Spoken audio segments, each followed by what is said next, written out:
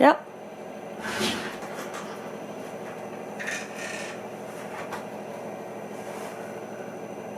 Nice.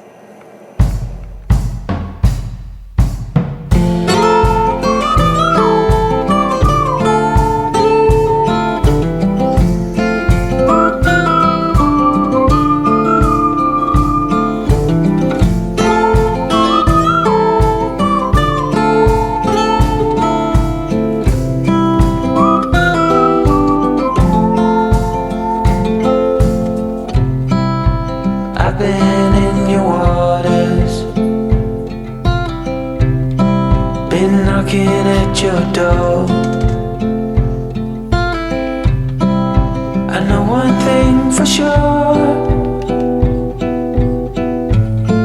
I've never been so close before.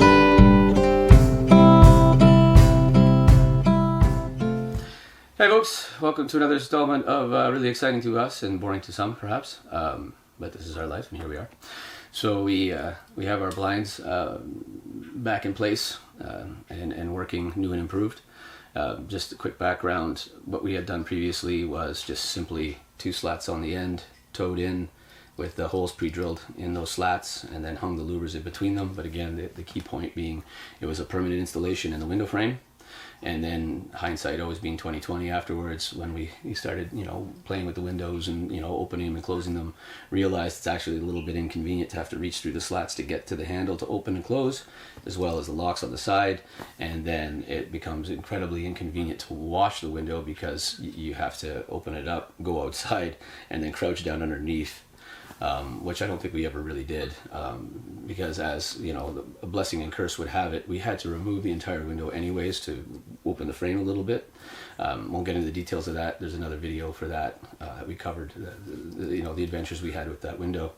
But anyways, obviously to take out the window, had to remove the blinds, slid them under the trailer, forgot about them for the longest time. We had other things on our plate, and then also had time to marinate on how to do it.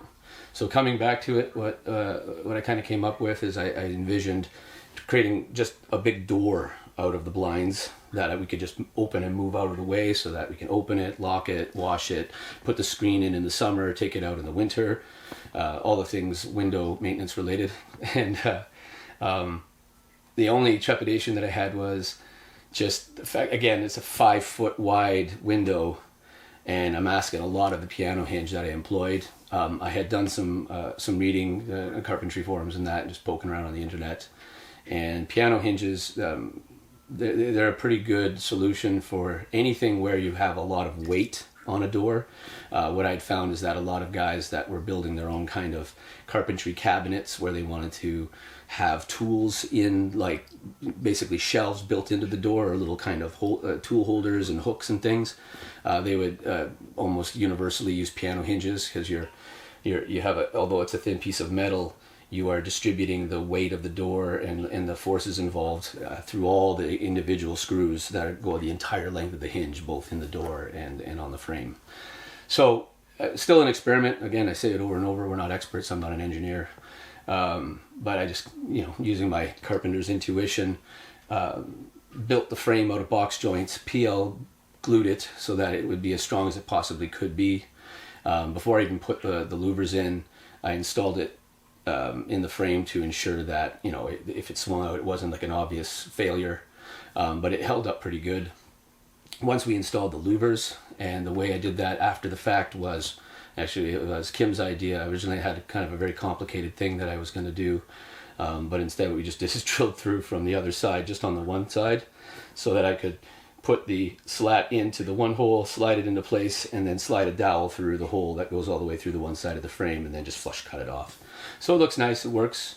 We improved the lock on it by just simply having a dowel sticking out at about a 30-degree angle from the top of the frame, and then pre-drilled a hole in the rod that connects the slats together, and you just basically lift it up and hook it onto that dowel.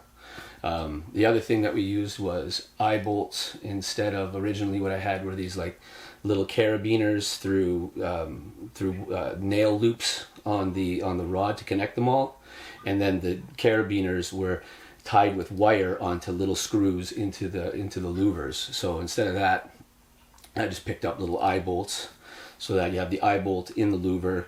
The carabiner connects the eye bolt to the nail loop in the rod, so they're all connected together. And so when you lift that rod, it just lifts all the louvers together like California blinds are supposed to work. Away you go.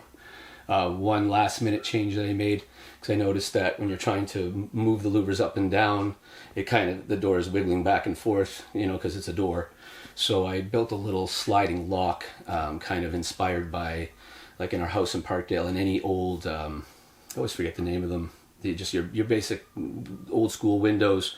The lock on it is a little clasp on top that you twist, and it's kind of got an angled edge, so that as you turn it into the slot on the other side, as the thing widens, it tightens the door and tightens the window, and pushes it into place. So just employed that same technology in the lock on that window. So once you close it, you lock it in place, and we're pretty happy with it. I don't know if I have anything else to say about that. We're saving some birds. Oh yeah, the saving of the birds. So all last summer, unfortunately, we were probably responsible for at least 4 bird deaths. These that great big giant window with nothing in it, they fly right into it, and it's sad and morbid. So to cut back on wholesale bird slaughter, having the blinds reinstalled, I think, from what I read, if you have a wide open picture window and no blinds or coverings for it, you can actually get like this kind of removable marker or whatever, and you're supposed to draw lines, to deter birds. I'm hoping just the blinds themselves will, kind of create that deterrent, but we'll find out this summer.